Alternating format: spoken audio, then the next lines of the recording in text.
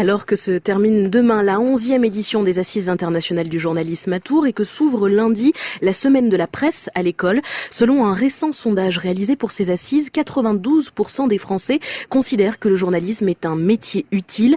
La plupart des personnes interrogées disent avoir besoin des médias pour s'instruire, apprendre des choses et se cultiver, notamment pour comprendre les enjeux internationaux.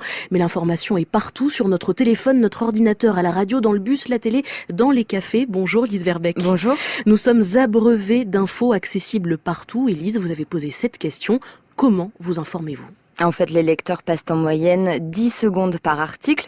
Et c'est justement pour toucher les jeunes que des médias ont investi le réseau social Snapchat et son portail Discover, regardé par 10 millions de personnes chaque mois en France.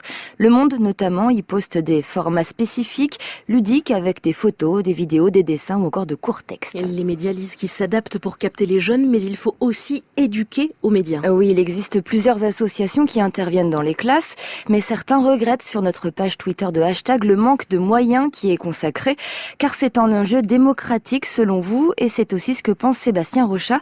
Il est formateur au Clémy, le Centre pour l'éducation aux médias et à l'information. Il y a bien évidemment le phénomène des fausses informations, les fameuses fake news. Il faut que les élèves acquièrent des réflexes de vérification, identifier l'auteur d'un article, vérifier l'authenticité d'une photographie si elle n'est pas légendée, mais pas uniquement.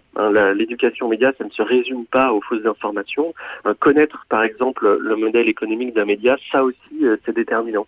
Parce qu'évidemment, le modèle économique d'un média a une influence sur la production du contenu. Et comprendre comment fonctionnent les médias, ça passe aussi par des ateliers pratiques et des rencontres entre les jeunes et les journalistes.